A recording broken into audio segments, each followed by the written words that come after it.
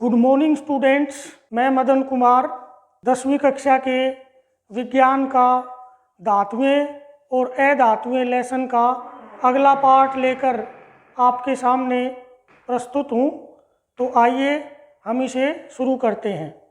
प्यारे विद्यार्थियों, पहले पार्ट में हमने धातु और अधातुओं के भौतिक गुणों में अंतर देखा था और धातुओं के कुछ रासायनिक गुण भी देखे थे।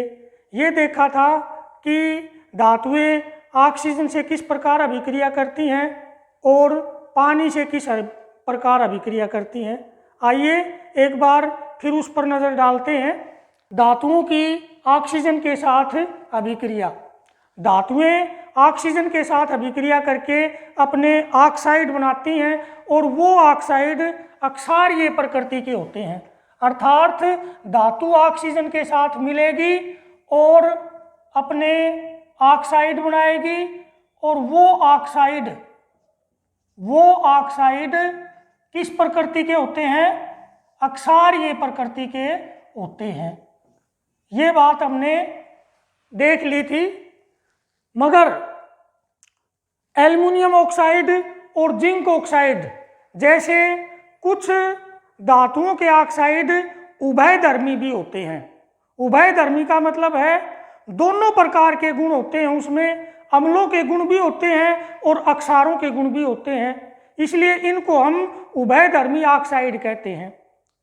एल्युमिनियम ऑक्साइड और जिंक ऑक्साइड को उभयधर्मी ऑक्साइड इसलिए कहा जाता है क्योंकि ये ऑक्साइड अम्लों की तरह भी और अक्षारों की तरह भी गुण प्रदर्शित करते हैं। जब ये अम्लों के साथ अभिक्रिया करते हैं तो भी लवण और पानी बनाते हैं, और जब ये अक्षारों के साथ अभिक्रिया करते हैं तो भी लवण और पानी बनाते हैं। देखते हैं किस प्रकार ये अम्लों और अक्षारों के साथ अभिक्रिया करते हैं। एल्युमिनियम ऑक्साइड की अभिक्रिया हम देखते हैं। ये एल्युमिनियम ऑक्साइड है और तनु हाइड्रोक्लोरिक एसिड के साथ जब यह अभिक्रिया करता है तो एल्युमिनियम क्लोराइड और पानी बनता है। एल्युमिनियम क्लोराइड और पानी बनता है।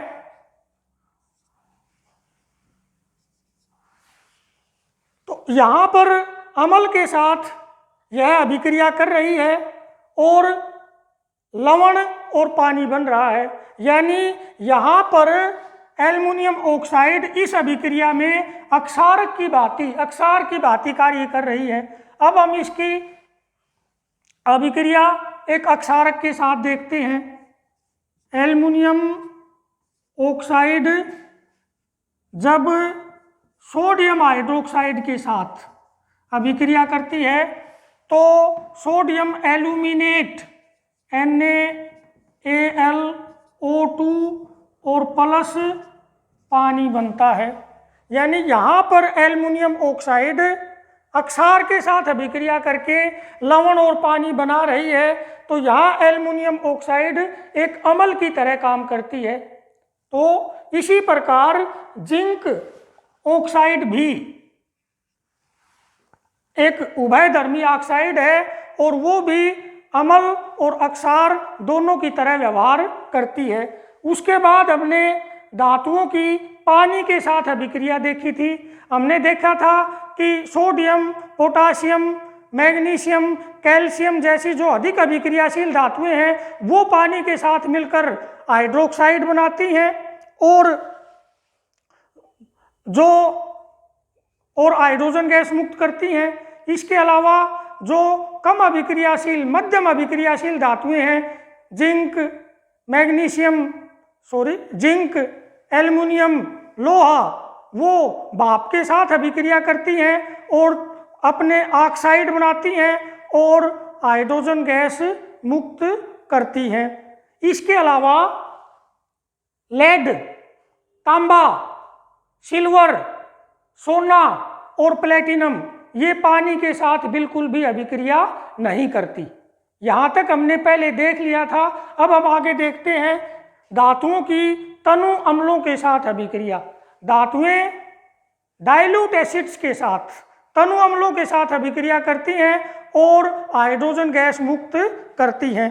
देखते हैं कुछ धातुओं की तनु अम्लों के साथ अभिक्रिया, जैसे जिंक तनु सल्फ्यूरिक अम्ल से, तनु या डाइल्यूट सल्फ्यूरिक अम्ल से अभिक्रिया करती है। जिंक सल्फेट और हाइड्रोजन गैस बनती है। इसी प्रकार मैग्नीशियम तनु हाइड्रोक्लोरिक अम्ल से अभिक्रिया करती है और मैग्नीशियम क्लोराइड और हाइड्रोजन गैस मुक्त करती है। तो धातुएं तनु हाइड्रोक्लोरिक अम्ल और तनु सल्फ्यूरिक अम्ल, इनसे अभिक्रिया करके तो हाइड्रोजन गैस मुक्त करती हैं, मगर HNO3 के साथ जब धातुएं अभिक्रिया करती हैं तो उससे हाइड्रोजन गैस मुक्त नहीं होती। इसका कारण ये है कि नाइट्रिक अम्ल या HNO3 एक प्रबल ऑक्सीकारक है, स्ट्रॉन्ग ऑक्सीडाइजिंग एजेंट है। इस अभिक्रिया में जो हाइड्रोजन पैदा होती है उस हाइड्रोजन का ऑक्सीकरण तुरंत कर देता है और उसको पानी में बदल देता है और खुद नाइट्रोजन के किसी ऑक्साइड के रूप में अपचयित हो जाता है। तो धातुएं तनु हाइड्रोक्लोरिक अम्ल तनु सल्फ्यूरिक अम्ल के साथ तो हाइड्रोजन गैस पैदा करती हैं, मगर नाइट्रिक अम्ल यानी HNO के साथ हाइड्रोजन गैस मुक्त नहीं करती। इसका कारण हमने अभी देखा, क्योंकि नाइट्रिक अम्ल एक स्ट्रॉन्ग ऑक्सीडाइजिंग एजेंट है, एक प्रबल ऑक्सीकारक है। जो हाइड्रोजन बनती है उसको तुरंत पानी में ऑक्सीकृत कर देता है और खुद नाइट्रोजन के किसी ऑक्साइड जैसे N2O, NO या NO2 के रूप में कन्वर्ट हो जाता है। तो देखते हैं इसको किस प्रकार तनु अम्ल इसके साथ धातुओं के साथ अभिक्रिया करते हैं, मगर जो HNO3 है वो कुछ धातुएं हैं जैसे मैंगनीज और मैग्नीशियम, उनके साथ अभिक्रिया करके वो भी हाइड्रोजन गैस मुक्त करता है। मैग्नीशियम के साथ अति तनु एक्सट्रीमली डाइल्यूट अति तनु HNO3 जब इसके साथ अभिक्रिया करेगा, कैसा होना चाहिए? अति तनु बहुत ही डाइल्यूट होना चाहिए। तो ये मैग्नीशियम नाइट्रेट बनाएगा और हाइड्रोजन गैस को मुक्त करेगा। अगर जिंक के साथ इसकी हम अभिक्रिया देखते हैं नाइट्रिक अम्ल की, तो जिंक नाइट्रेट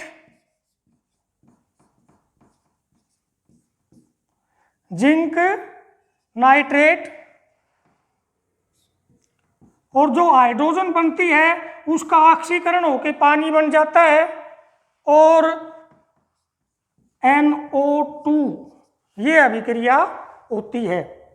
किसके साथ? जिंक की नाइट्रिक अम्ल के साथ। तो यहां हमने देखा कि हाइड्रोजन गैस उत्पन्न नहीं हो रही, बल्कि जो हाइड्रोजन उत्पन्न होती है उसका तुरंत ऑक्सीकरण होकर वो पानी बना देती है। तो इस प्रकार से नाइट्रिक अम्ल धातुओं के साथ अभिक्रिया करता है। उसके बाद आगे हम देखते हैं धातुओं की धातु लवणों के साथ अभिक्रिया, यानी धातुएं दूसरे धातु लवणों के साथ किस प्रकार अभिक्रिया करती हैं। इससे पहले हम सक्रियता श्रेणी देखते हैं। सक्रियता श्रेणी क्या होती है? धातुओं को उनकी घटती हुई या कम होती हुई अभिक्रियाशीलता के आधार पर व्यवस्थित करना अभिक्रियाशीलता श्रेणी या सक्रियता श्रेणी कहलाता है। धातुओं को उनकी अभिक्रियाशीलता के अवरोही क्रम में लिखना, घटते हुए अभिक्रियाशीलता के आधार पर व्यवस्थित करना अभिक्रियाशीलता या सक्रियता श्रेणी कहलाती है। और इस सक्रियता श्रेणी में वो धातु सबसे ऊपर होती है जो सबसे अधिक अभिक्रियाशील होती है, उसके बाद उससे कम अभिक्रियाशील और कम अभिक्रियाशील और सबसे नीचे सबसे कम अभिक्रियाशील धातु होती है। यानी अभिक्रियाशीलता श्रेणी में जब हम ऊपर से नीचे की ओर जाते हैं तो उनकी अभिक्रियाशीलता कम होती जाती है। इनमें अभिक्रियाशीलता श्रेणी में धातुएं इस प्रकार व्यवस्थित हैं: potassium, sodium, barium, calcium, magnesium, aluminium, zinc, chromium, iron, nickel, tin, lead, hydrogen, copper, mercury, silver, gold और प्लेटिनम। यानी पोटासियम सबसे अधिक अभिक्रियाशील है और प्लेटिनम सबसे कम अभिक्रियाशील है। आइए अब हम देखते हैं धातुओं की लवणों के साथ अभिक्रिया। जैसे ये है जिंक और इसको हमने कॉपर सल्फेट के घोल में डाल दिया। जिंक को जब कॉपर सल्फेट के घोल में डालते हैं तो जिंक अधिक अभिक्रियाशील है, ये तांबे को उसके लवण से विस्थापित कर देती है, हटा देती है, तो बनेगा जिंक सल्फेट प्लस कॉपर। इसी प्रकार यदि लोहे के टुकड़े को कॉपर सल्फेट के विलयन में डालते हैं, यदि हम अभिक्रियाशीलता श्रेणी को देखते हैं तो लोहा यहाँ आता है, अभिक्रियाशीलता श्रेणी में ऊपर आता है, तांबा नीचे आता है। इसका मतलब ये हुआ लोहा अधिक अभिक्रियाशील है, तांबा कम अभिक्रियाशील है। तो अधिक अभिक्रियाशील धातु कम अभिक्रियाशील धातु को उसके लवण से विस्थापित कर देती है। तो जो लोहा है वो तांबे को विस्थापित कर देगा और बनेगा आयरन सल्फेट प्लस तांबा। इसका उल्टा करके देखते हैं, यानी तांबे के टुकड़े को हम आयरन सल्फेट में डालते हैं तो क्या अभिक्रिया होगी? अभिक्रिया होगी या नहीं होगी, इसका पता लगाने के लिए हम देखते हैं कि तांबा और लोहा इन दोनों में से कौन अधिक अभिक्रियाशील है।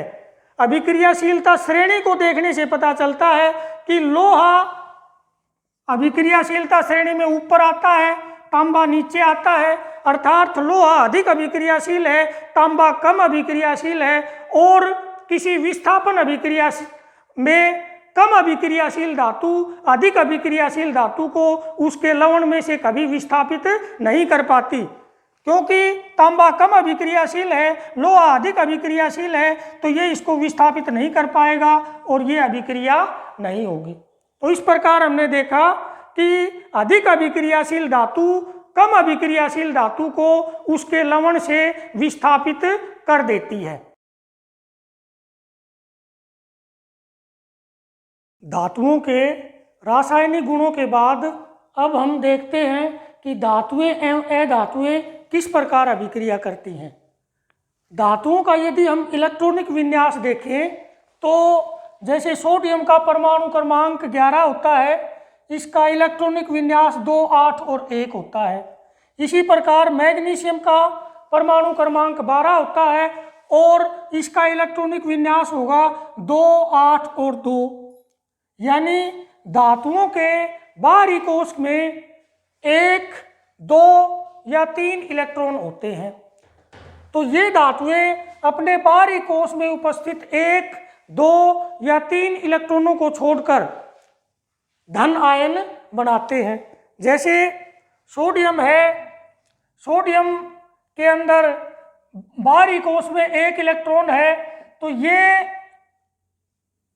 अपने अष्टक को पूरा करने के लिए, यानी इसकी कोशिश ये होती है, सभी तत्वों की ये कोशिश होती है कि उनके बाहरी कोश में 8 इलेक्ट्रॉन हो, यानी बाहरी कोश पूरा पूरा भरा हुआ हो। तो उस 8 इलेक्ट्रॉन या अपने अष्टक को प्राप्त करने के लिए यह 1 इलेक्ट्रॉन को छोड़ देता है। सोडियम 1 इलेक्ट्रॉन को छोड़ देता है और सोडियम का धन आयन बना देता है। इसी प्रकार मैग्नीशियम भी अपने अष्टक को प्राप्त करने के लिए अपने बाहरी कोश, जिसे हम संयोजकता कोश भी कहते हैं, उसमें उपस्थित 2 इलेक्ट्रॉनों को छोड़ देता है और सोडियम का मैग्नीशियम का डाई पॉजिटिव आयन बनाता है। इसके अलावा धातुओं के अलावा यदि हम उत्कृष्ट गैसें या नोबल गैसें उनका इलेक्ट्रॉनिक विन्यास देखें तो हम ये पाएंगे कि उनका बाहरी इलेक्ट्रॉन कक्ष पूरा पूरा भरा हुआ है। हीलियम का तो परमाणु क्रमांक 2 होता है, तो उसमें तो पहले कोश में केवल 2 इलेक्ट्रॉन होंगे। हम जानते हैं कि पहले कोश में अधिकतम 2 इलेक्ट्रॉन ही आ सकते हैं, इसलिए वह पूरा पूरा भरा हुआ है। नियोन का परमाणु क्रमांक 10 होता है, उसका इलेक्ट्रॉनिक विन्यास 2 और 8 होता है। इसी प्रकार आर्गन का 18 होता है और इसका इलेक्ट्रॉनिक विन्यास 2, 8 और 8 होता है। यानी उत्कृष्ट गैसें या नोबल गैसें हैं, इनका बाहरी कोश पूरा पूरा भरा हुआ है, उसमें 8 इलेक्ट्रॉन है, यानी कि उनका ऑक्टेट या अष्टक पूरा है। और इसी ऑक्टेट या अष्टक को पूरा करने की कोशिश करते हैं धातुएं और अधातुएं। धातुओं में 1 या 2 फालतू इलेक्ट्रॉन बाहरी कक्ष में होते हैं, वो उनको छोड़ देते हैं। इसी प्रकार अधातुओं को यदि हम इलेक्ट्रॉनिक विन्यास देखें तो हम पाएंगे कि उनकी बाहरी कोश में 1 या 2 इलेक्ट्रॉन कम होते हैं। तो अधातुएं अपने अष्टक को पूरा करने के लिए 1 या 2 इलेक्ट्रॉन को ले लेती हैं और अपने ऋण आयन बनाती हैं। देखते हैं क्लोरीन के अंदर, क्लोरीन एक धातु है जिसका परमाणु क्रमांक 17 होता है, इलेक्ट्रॉनिक विन्यास 2, 8 और 7 होता है। यानी इसके संयोजकता कोश में, इसके सबसे बाहर वाले कोश में 7 इलेक्ट्रॉन हैं। तो अपने नजदीकी नोबल गैस के अष्टक या उसके इलेक्ट्रॉनिक विन्यास को प्राप्त करने के लिए इसे 1 इलेक्ट्रॉन की आवश्यकता होती है। तो क्लोरीन है वो 1 इलेक्ट्रॉन को यदि उसे उपलब्ध हो जाता है तो ले लेती है और क्लोराइड आयन बनाती है। इसी प्रकार ऑक्सीजन भी एक अधातु है जिसका परमाणु क्रमांक 8 होता है, इसका इलेक्ट्रॉनिक विन्यास 2 और 6 होता है। तो इसे भी अपने अष्टक को पूरा करने के लिए 2 इलेक्ट्रॉनों की आवश्यकता होती है। तो ऑक्सीजन को यदि 2 इलेक्ट्रॉन मिल जाते हैं तो यह ऑक्साइड आयन बना देता है और उसमें बाहर वाले इलेक्ट्रॉन कक्ष में 8 इलेक्ट्रॉन होंगे। तो इस प्रकार धातुएं और अधातुएं अपने अष्टक को पूरा करने के लिए या तो इलेक्ट्रॉनों को छोड़ देती हैं या इलेक्ट्रॉनों को ग्रहण करती हैं और अपने यौगिक बनाती हैं। इस प्रकार इलेक्ट्रॉनों के आदान प्रदान से जो यौगिक बनते हैं उनको हम आयनिक यौगिक या वैद्युत संयोजी यौगिक कहते हैं। आइए कुछ वैद्युत संयोजी यौगिकों को हम देखते हैं, जैसे सोडियम क्लोराइड। सोडियम क्लोराइड एक आयनिक यौगिक है। हम देखेंगे कि ये किस प्रकार बनता है। अभी हमने देखा था कि सोडियम का परमाणु क्रमांक 11 होता है और इसके बाहर वाले कोश में 1 इलेक्ट्रॉन होता है। क्लोराइड का परमाणु क्रमांक 17 होता है और इसके बाहर वाले कोश में 7 इलेक्ट्रॉन होते हैं, 5, 6 और 7। तो सोडियम अपने अष्टक को पूरा करने के लिए एक इलेक्ट्रॉन क्लोरीन को दे देता है। जब अपने एक इलेक्ट्रॉन को क्लोरीन को दे देता है तो सोडियम के ऊपर धन आवेश आ जाता है। इसके अलावा क्लोरीन सोडियम से एक इलेक्ट्रॉन प्राप्त करके क्लोराइड आयन बना देता है। ये क्लोराइड आयन हो गया। तो इस प्रकार सोडियम क्लोराइड बनता है, या हम इसको लिख सकते हैं NaCl। तो हमने देखा कि सोडियम ने एक इलेक्ट्रॉन को छोड़ दिया, क्लोरीन ने एक इलेक्ट्रॉन को ग्रहण किया, सोडियम एक इलेक्ट्रॉन को छोड़ के सोडियम का धन आयन बनाता है, क्लोरीन उस एक इलेक्ट्रॉन को प्राप्त करके क्लोराइड आयन बनाता है और वो दोनों फिर सोडियम क्लोराइड बना देते हैं। इसी प्रकार मैग्नीशियम ऑक्साइड देखते हैं। मैग्नीशियम ऑक्साइड, मैग्नीशियम का परमाणु क्रमांक हम जानते हैं 12 होता है और इसका इलेक्ट्रॉनिक विन्यास 2, 8 और 2 होता है। तो इसकी बॉन्डिंग दिखाने के लिए हम सबसे बाहर वाले इलेक्ट्रॉन दिखाते हैं। ये मैग्नीशियम के बाहर वाले कोष में 2 इलेक्ट्रॉन हैं। ऑक्सीजन का परमाणु क्रमांक 8 होता है, इसका इलेक्ट्रॉनिक विन्यास 2 और 6 होता है। तो ये इसके बाहर वाले कोष में उपस्थित 6 इलेक्ट्रॉन हैं। मैग्नीशियम ये अपने दोनों इलेक्ट्रॉन ऑक्सीजन को दे देता है और क्योंकि ये 2 इलेक्ट्रॉन देता है इसलिए डाई पॉजिटिव आयन बनाता है, और ऑक्सीजन क्योंकि 2 इलेक्ट्रॉनों को ले लेता है तो 2 इलेक्ट्रॉनों को लेने के बाद इसके पास 8 इलेक्ट्रॉन हो जाते हैं और ये ऑक्साइड ऋण आवेश बनाता है। तो इस प्रकार मैग्नीशियम ऑक्साइड बनता है जो एक आयनिक यौगिक है। अब हम देखते हैं आयनिक यौगिकों के गुण। आयनिक यौगिक कह दो, चाहे इनको आप वैद्युत संयोजी यौगिक भी कह सकते हैं। तो आयनिक यौगिक या वैद्युत संयोजी यौगिकों के क्या गुण होते हैं? सबसे पहले भौतिक प्रकृति। जो आयनिक यौगिक, जैसे हमने सोडियम क्लोराइड देखा, ये देखा मैग्नीशियम ऑक्साइड, ये ठोस होते हैं और थोड़े कठोर होते हैं, मगर दाब पड़ने पर ये टूट जाते हैं अर्थात भंगुर होते हैं। ठोस होते हैं, थोड़े कठोर होते हैं और दाब पड़ने पर ये टूट जाते हैं, चूरा चूरा हो जाते हैं, यानी कि भंगुर होते हैं। इसके अलावा आयनिक यौगिकों का गलनांक और क्वथनांक अधिक होता है।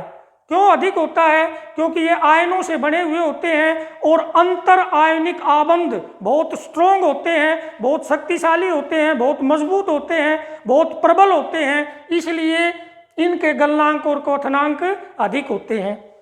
उसके बाद है घुलनशीलता। जो आयनिक यौगिक हैं वो पोलर सोलवेंट यानी कि ध्रुवीय विलायक जैसे पानी, उनके अंदर तो घुलनशील होते हैं, और जो ऑर्गेनिक सोलवेंट हैं जैसे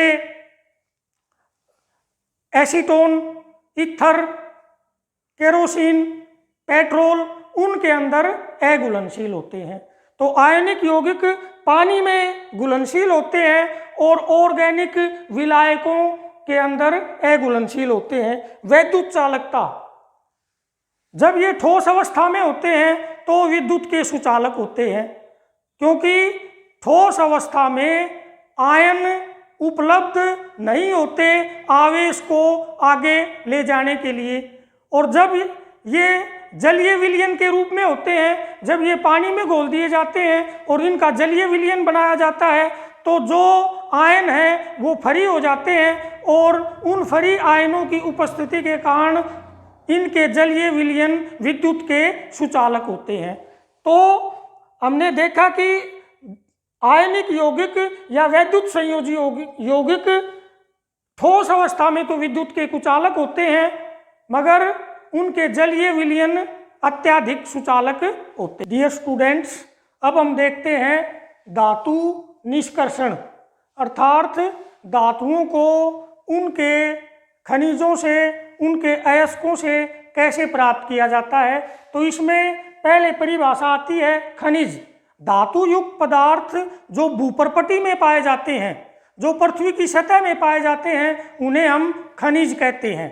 यानी धातुएं अपने खनिजों के रूप में भूपर्पटी में पाई जाती हैं। उसके बाद है अयस्क, वे खनिज जिनसे धातुएं प्राप्त करना सस्ता, आसान और लाभदायक होता है, उन खनिजों को हम अयस्क कहते हैं। अयस्क वे खनिज होते हैं जिनसे धातुएं प्राप्त करना सस्ता, आसान और लाभदायक होता है। तो अयस्कों से हम धातुएं प्राप्त करते हैं। धातुएं भूपर्पटी में किस रूप में मिलती हैं? Sodium, potassium, calcium, magnesium, aluminium जैसी अत्यधिक अभिक्रियाशील धातुएं तो भूपर्पटी में संयुक्त अवस्था में मिलती हैं, अर्थात अपने यौगिकों के रूप में मिलती हैं। ये कभी भी स्वतंत्र अवस्था में नहीं मिलती। इसके अलावा अभिक्रियाशीलता श्रेणी में नीचे आने वाली धातुएं जैसे तांबा, चांदी, सोना और प्लेटिनम, ये स्वतंत्र अवस्था में मिलती हैं, मुक्त अवस्था में मिलती हैं, अपनी प्राकृतिक अवस्था में मिलती हैं। मगर तांबा और चांदी कभी कभी अपने ऑक्साइड या सल्फाइड अयस्क के रूप में भी मिलती हैं। जो धातुएं अभिक्रियाशीलता श्रेणी के बीच में आती हैं जैसे जिंक, आयरन, लेड और तांबा, ये अपने ऑक्साइड के रूप में मिलती हैं या सल्फाइड के रूप में मिलती हैं या कार्बोनेट के रूप में मिलती हैं। अब हम देखते हैं कि इन धातु के अयस्कों से धातु का निष्कर्षण कैसे किया जाता है। तो जो धातुएं अधिक अभिक्रियाशील हैं उनका तो विद्युत अपघटन करके, वैद्युत अपघटन करके उनका निष्कर्षण किया जाता है। और जो अभिक्रियाशीलता श्रेणी के बीच में आती हैं, जो अपने ऑक्साइड, सल्फाइड या कार्बोनेट के रूप में होती है, तो सल्फाइड अयस्कों को वायु की उपस्थिति में अत्यधिक गर्म करके उनको अपने ऑक्साइड में परिवर्तित किया जाता है और इस प्रक्रम को हम वर्जन कहते हैं। यानी सल्फाइड अयस्कों का वर्जन करके उनको ऑक्साइड में परिवर्तित किया जाता है। जो कार्बोनेट है उनको वायु की सीमित मात्रा में गर्म किया जाता है तो वो भी अपने ऑक्साइडों में परिवर्तित हो जाते हैं और इस प्रक्रिया को निस्तापन कहते हैं। यानी अभिक्रियाशीलता श्रेणी के बीच में आने वाली धातुएं, उनका वर्जन या निस्तापन करके पहले उनको ऑक्साइड में परिवर्तित किया जाता है और फिर किसी उपयुक्त अपचायक जैसे कार्बन है उसके साथ अभिक्रिया करके धातुएं प्राप्त हो जाती हैं। तो जो बीच में आती हैं उनका वर्जन और निस्तापन करने के बाद उनका अपचयन किया जाता है और आमतौर पर अपचायक के रूप में कोक का प्रयोग किया जाता है। तो इस प्रकार धातुएं हम उनके यौगिकों से यानी उनके अयस्कों से प्राप्त कर लेते हैं। उसके बाद आता है धातु संक्षारण। देखते हैं धातु संक्षारण क्या होता है। आपने देखा होगा कि जब धातुएं वायुमंडल में पड़ी रहती हैं तो वो धीरे धीरे क्षीण होने लग जाती हैं, इसे ही हम धातु संक्षारण कहते हैं। वायुमंडल के प्रभाव से धातुओं का धीरे धीरे क्षीण होना धातु संक्षारण कहलाता है। और संक्षारण के लिए आवश्यक शर्तें हैं, यानी संक्षारण कब होगा तो दो शर्तें हैं। नंबर एक, उसको वायु या ऑक्सीजन मिले और नंबर दो, पानी या नमी मिले। जब धातु वायुमंडल में पड़ी रहती है और उसको वायु भी मिलती है और नमी भी मिलती है तो उनकी परत धीरे धीरे अक्षीण होने लग जाती है। यदि हम धातु संक्षारण को बचाना चाहते हैं, धातु को संक्षारित होने से बचाना चाहते हैं, तो इन दोनों शर्तों में से कोई एक भी चीज यदि उसको नहीं उपलब्ध होगी तो धातु का संक्षारण नहीं होगा। तो आपने देखा होगा धातुओं को, जैसे लोहे की ग्रिल वगैरह हमारे घर में लगी रहती हैं, तो उनको संक्षारण से बचाने के लिए हम उनके ऊपर तेल लगाते हैं, पेंट करते हैं, ग्रीस लगाते हैं। तो धातु संक्षारण को रोकने के उपाय कौन से हैं? संक्षारण को रोकने के उपाय, नंबर 1 तेल लगाकर, नंबर 2 पेंट करके, नंबर 3 ग्रीस लगाकर, नंबर 4 यसद लेपन करके। यसद लेपन क्या होता है? लोहे की वस्तुओं के ऊपर जिंक की परत चढ़ाई जाती है। लोहे की वस्तुओं पर जिंक की परत चढ़ाना यसद लेपन कहलाता है। और यसद लेपित वस्तुएं संक्षारण से बच जाती हैं, अर्थात उनका संक्षारण नहीं होता। नंबर 5 क्रोमियम की परत चढ़ाकर, आपने साइकिल का हैंडल देखा होगा, उसके ऊपर एक चमकीली परत चढ़ी हुई होती है, क्रोमियम की होती है, और उसके ऊपर जंग नहीं लगता। और छठा है मिश्र धातु बनाकर। मिश्र धातु बनाकर भी हम धातु संक्षारण को रोक सकते हैं। तो मिश्र धातु और देखते हैं क्या होती है। किसी धातु का अन्य धातु या अधातु के साथ बना समांगी मिश्रण मिश्र धातु कहलाता है। मिश्र धातु, तो मिश्र धातु में एक चीज तो धातु होती है और दूसरी चीज उसमें धातु भी हो सकती है और दूसरा घटक उसका अधातु भी हो सकता है। तो धातु का किसी अन्य धातु या अधातु के साथ मिलकर बना समांगी मिश्रण मिश्र धातु कहलाता है। मिश्र धातुएं प्राय कठोर होती हैं, उनका गलनांक कम होता है।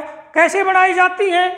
एक धातु को पिघला दिया जाता है और फिर उसमें उचित अनुपात में दूसरी धातु या अधातु मिला देते हैं, फिर उसको ठंडा करते हैं। इस प्रकार मिश्र धातु बनाते हैं। लोहे की मिश्र धातु एक तो है इस्पात। शुद्ध लोहा बहुत नरम और मुलायम होता है, तो उसके अंदर 0.05% कार्बन मिलाकर उसे इस्पात बनाया जाता है लोहे का। इसके अलावा स्टेनलेस स्टील, लोहे में क्रोमियम और निकल मिलाकर उससे स्टेनलेस स्टील बनाई जाती है, जिससे घरों में बर्तन बनाए जाते हैं। और आपने देखा होगा उन स्टील के बर्तनों के ऊपर जंग नहीं लगता। इसी प्रकार पित्तल एक मिश्र धातु है जो तांबा और जिंक से मिलकर बनी है। कांसा भी एक मिश्र धातु है जिसके घरों के अंदर बर्तन भी होते हैं, इसके मेडल भी बनाए जाते हैं, उसमें तांबा और टिन होता है। इसके अलावा एक मिश्र धातु है टांका या शोल्डर, जिसका प्रयोग वेल्डिंग करने के लिए किया जाता है, उसमें लेड और टिन होते हैं। तो इस प्रकार मिश्र धातु बनाकर भी हम धातुओं के संक्षारण को रोक सकते हैं। इसके अलावा शुद्ध सोना भी बहुत नरम और मुलायम होता है और शुद्ध सोना 24 कैरेट का होता है। इस सोने के यदि हम आभूषण बनाते हैं तो वो बहुत जल्दी टूट जाएंगे, इसलिए उसमें 22 भाग तो सोना होता है और 2 भाग तांबा या चांदी मिलाया जाता है उसकी कठोरता को बढ़ाने के लिए। तो आमतौर पर जो आभूषण बनाए जाते हैं वो 22 कैरेट के बनाए जाते हैं। तो इस प्रकार हम मिश्र धातु बनाकर भी धातुओं के संक्षारण को रोक सकते हैं। तो प्यारे विद्यार्थियों, इस पाठ के अंदर जो भी अभिक्रियाएं आई हैं, इसके अलावा जो एक्सरसाइज है वो आप अपनी कॉपी में कीजिए और यदि कोई दिक्कत आती है तो अपने अध्यापक से कंसल्ट कीजिए। धन्यवाद।